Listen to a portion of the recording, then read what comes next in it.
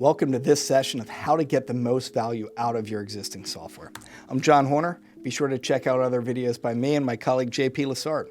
Today, we're going to talk about strategizing your technology. Specifically, we're going to focus on business continuity planning and what that means for your business software.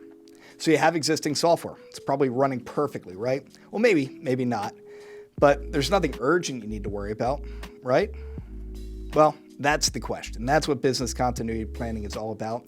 It's making sure that you have a plan for that disruption should it happen in the future. Do you have the appropriate controls in place and backup redundancy if something goes wrong so that you don't lose the productivity that your business software is giving you? Well, business continuity planning is a lot more than that. And I recommend that you do create a comprehensive business continuity plan if you don't have one. Today in this video, we're going to focus on just a few of the things that you can do around your business software to make sure that you have a good plan in place. So it starts with the infrastructure. It starts with your environment. Who's responsible for the infrastructure in your environment? Where is it hosted? Does your hosting center have appropriate environmental controls? Does it have appropriate fire detection and suppression? Does it have automatic backup of power and cutover to that backup power? Is there redundant network connections? All of these things are important to make sure that your system doesn't go down and leave you high and dry. Will you know proactively if your system goes down? Is there appropriate monitoring in place so that you can see if your software availability or any of the services stop running?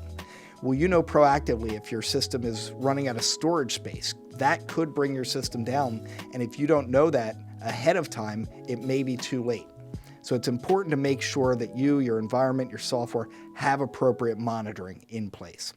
And then think about your users and how they're accessing the system. Are they accessing it inside of your building? Well, what if they're displaced? Are they able to access your software from wherever they need to without major disruptions? Very important to think about that.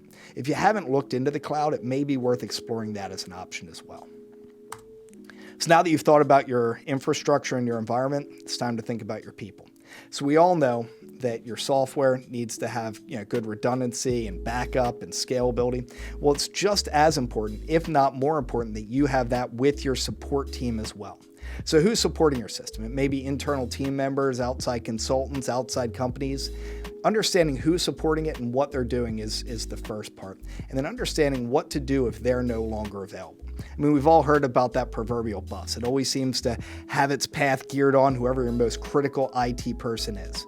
Well, in my experience, I found it's not really the bus. Typically, it's a vacation or it's an illness, or maybe the grass was greener and that person decided to move on to better things. If you're working with outside consultants, sometimes they retire or they get busy with other work and they're not there when you need them most.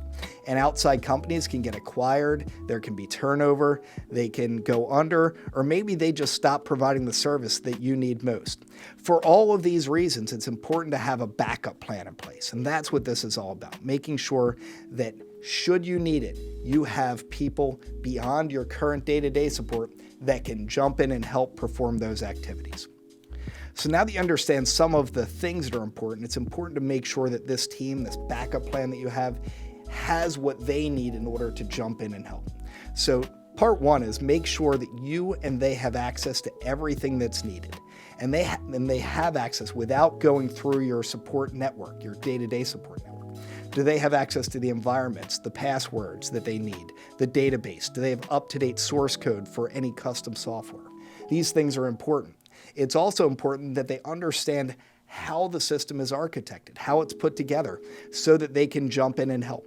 If your team has resolved any issues where the system's gone down in the past, is that documented? Do you know what happened, why it went down, and what was done to bring that back up? And is that something that can be shared with this backup team? So should that happen again in the future, they can jump in and bring it back up very quickly without having to figure it out from scratch again.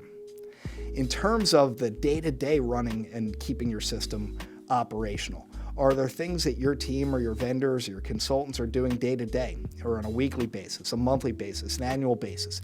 What are those things and how are they being performed? Are there things that are being done in an automated fashion? Are there things that are manual? Why are they being done?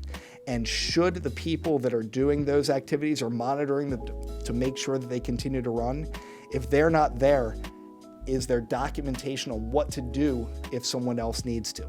Very important, so that you have the backup on that type of activities.